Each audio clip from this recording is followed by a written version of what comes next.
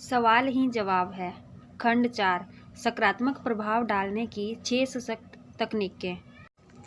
पहला, प्रभाव डालने के लिए आपको दोबारा अवसर नहीं मिलता है। शायद आपने अपनी दादी से यह सुना होगा और यह बताने के लिए उन्हें कंप्यूटर यंत्रों की आवश्यकता भी नहीं पड़ी होगी, जिनके अनुसार 4 मिनट से भी कम समय में लोग आपके बारे में 90% राय बना लेते हैं, या यह कि लोग तत्काल आपके बारे में कम से कम 25 निर्णय कर लेते हैं, जिनमें आपकी उम्र, आय, शिक्षा, अधिकार, मित्रता और विश्वसनीयता सम्मिलित हैं। वे तो यहाँ तक निर्णय ले लेते हैं कि बिना कोई गारंटी लिए आपको कितना रुपया उधार दिया जा सकता है। सौभाग्य से इसे 4 क्षेत्र ऐसे हैं जिन पर आपका थोड़ा बहुत नियंत्रण होता है। ये हैं आपका हाथ मिलाने का तरीका, मुस्कुराहट, पोशाक और व्यक्तिगत स्थान। तकनीक 1, हथेली की शक्ति हमारी देह भाषा के सर्वाधिक सशक्त संकेतों में से एक है हमारी हथेली का प्रयोग, जिसे हम अक्सर अनदेखा कर देते हैं।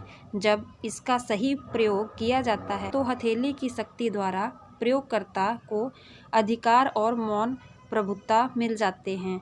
हथेली के संकेत मुख्य रूप से 3 प्रकार के होते हैं: ऊपर की ओर हथेली, नीचे की ओर हथेली और हथेली बंद करके नोकदार तर्जनी। हर स्थिति में शक्ति के अंतर को हम इस उदाहरण में दिखा रहे हैं। मान लीजिए आप किसी को कमरे के अंदर की ही दूरी जगह पर जाने के लिए कहते हैं। हम यह मान लेते हैं कि आप अपनी आवाज़ का लहजा एक सा रखते हैं और अपने शब्द या चेहरे के भाव भी एक से रखते हैं, केवल आपकी हथेली की स्थिति बदल जाती है।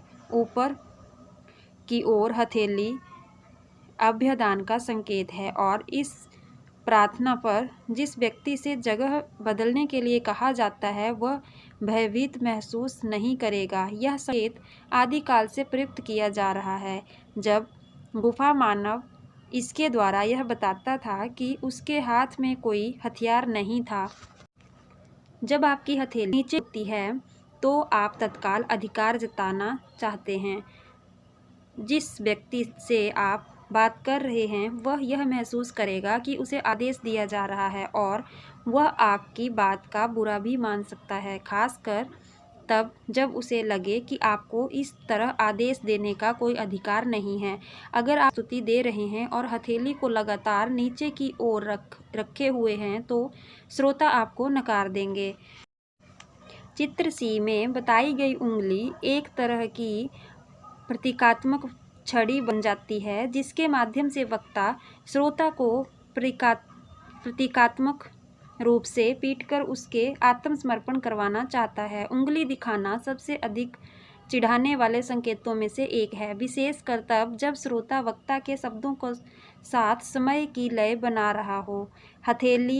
नीचे हथेली और उंगली दिखाने के संकेतों पर किए गए शोध से पता चलता है कि श्रोता इन संकेतों का प्रयोग कर रहे वक्ताओं को अधिक आक्रामक, शक्तिशाली, घमंडी या अक्कड़ बताते हैं और वक्ताओं द्वारा क्या कहा गया यह ठीक से नहीं बता पाते। ऐसा इसलिए होता है क्योंकि श्रोता तो वक्ता के दृष्टिकोण के बारे में ही ले रहा होता है और उसकी बात को ठीक से सुनता ही नहीं है।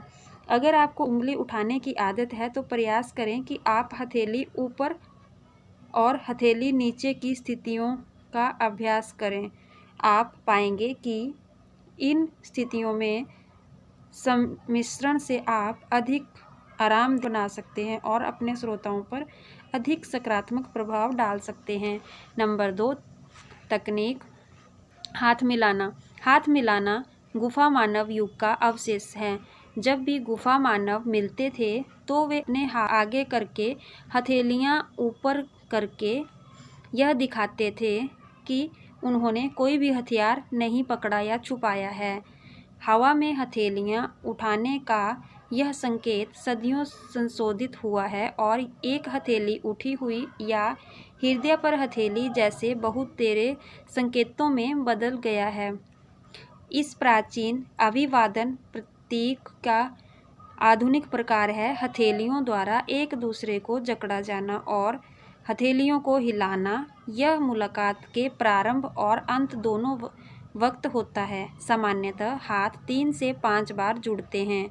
हम पहले ही बता चुके हैं कि किसी आदेश में हथेली ऊपर और हथेली नीचे की स्थितियों का क्या प्रभाव पड़ता है। आइए इसे ध्यान में रखते हुए हम हाथ मिलाने में इन दोनों स्थितियों की प्रशंसता खोजें। कल्पना कर लें कि आपने किसी नए व्यक्ति से हाथ मिलाकर अभिवादन किया है।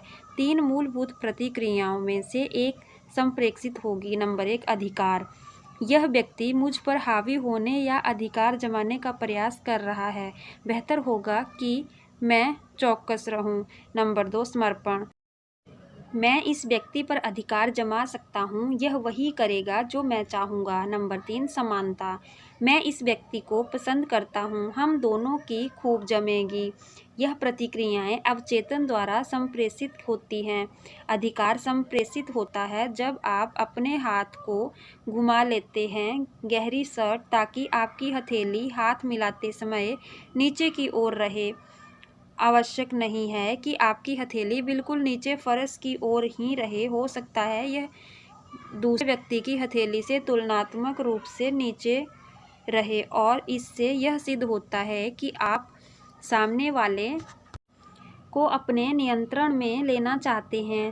54 सफल वरिष्ठ प्रबंधन अधिकारियों के समूह के अध्ययन से यह बात सामने आई है कि न केवल उनमें से 42 ने हाथ मिलाने की पहल की, बल्कि हाथ मिलाने के प्रबल निमंत्रण का भी प्रयोग किया। हाथ मिलाने की यह शैली तालमेल बनाने के लिए अच्छी नहीं है क्योंकि अधिकतर लोगों को यह आक्रांत करने वाली लग सकती है। यह पुरुषों द्वारा ही अधिक इस्तेमाल की जाती है। ठीक उसी तरह जिस तरह कुत्ते अपनी पीठ के बल लेटकर और आक्रमणकर्ता को अपना गला दिखाकर अपना समर्पण दर्शाते हैं, अधिकारपूर्ण हाथ मिलाने से उल्टा है। अपनी हथेली को ऊपर की ओर रखना यह विशेष तौर पर तब प्रभावकारी होता है जब आप दूसरे व्यक्ति को नियंत्रण देना चाहते हैं या उसे यह समझाना चाहते हैं कि वह नियंत्रण में है। इसके द्वारा यह भी जताया जा सकता है कि आप आक्रांत हो सकते हैं। हाथ मिलाकर तालमेल कैसे बनाया जाए। हाथ मिलाकर तालमेल बनाने के 2 नियम हैं। पहला, अपनी हथेलियों को सीधा रखें, न अधिकारपूर्ण मुद्रा में, न ही समर्पण की मुद्रा में, बल्कि समान। इससे हर एक आरामदेह या भवहीन महसूस करेगा। दूसरे, आप भी उतना ही दबाव डालें जितना आप पर डाला जा रहा है। इसका यह मतलब निकलता है कि यदि आपको 10 लोगों के किसी समूह से मिलवाया जा रहा है तो आपको कई बार अपने दबाव को बदलना पड़ेगा और हाथ के कोणों में भी कई तरह के सामंजस्य करने पड़ेंगे।